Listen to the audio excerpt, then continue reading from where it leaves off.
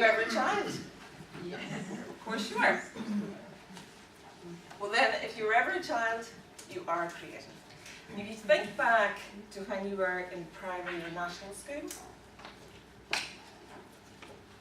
you went in and you liked bright colours and your imagination would run away with you and you would think the wildest thoughts. And then your teacher might say, don't write with a crayon, write with a pencil. Don't write with blue, don't write with pink, don't write with orange, write with black. And so over time, we are conditioned. And we are conditioned to confine our minds and to confine our imagination and to confine that creativity.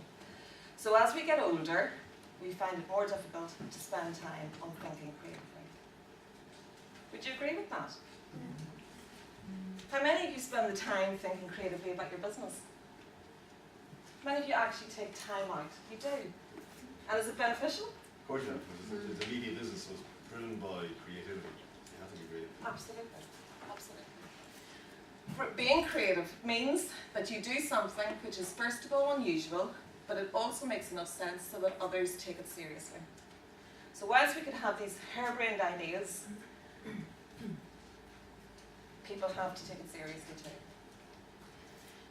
So becoming intentionally creative means about taking time out to think creatively about your business. And this gentleman said that it's a definite benefit, but that takes discipline.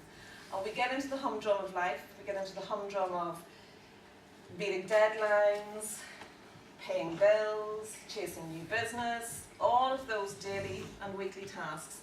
And we very often forget about the idea that creative thinking for your business is so important. Do you surround yourself with people, things and experiences that feed your creativity?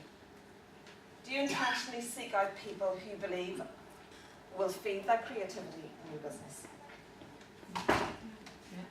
Yes? Yes. I came across a term a number of years ago by a lady called Veronica Karen, and she calls people who have a negative effect on your thinking as psychic vampires. Have you heard of psychic vampires? Yes. So a psychic vampire is somebody that will, you have an idea, and you say to the individual, this is my idea. And they might say, nothing, but give a look. They might say, tried that one before.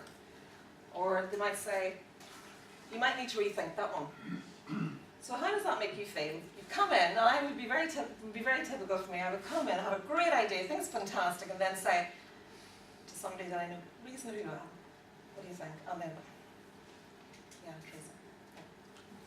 So people are really important. The people you surround yourself that will allow you the time to air your idea, and it might not be perfect, but don't shoot you down right at the very first hurdle. These people are people who will encourage you to go back and think further about the idea and flesh it out a little bit more. Things, magazines, music, travel, any new experience will often feed creativity. Don't underestimate how powerful and useful creativity can be in business. The imagination needs noodling. You come across that term, noodling? Think of bowl noodles. It's a whole mismatch of string, basically. And so ideas can be mixed and matched and just churned up inside your head, inside your imagination, inside your brain. So imagination needs to noodle, needs to work through all of that stuff. It's a long, efficient, happy idling, dawdling and pittering of your mind.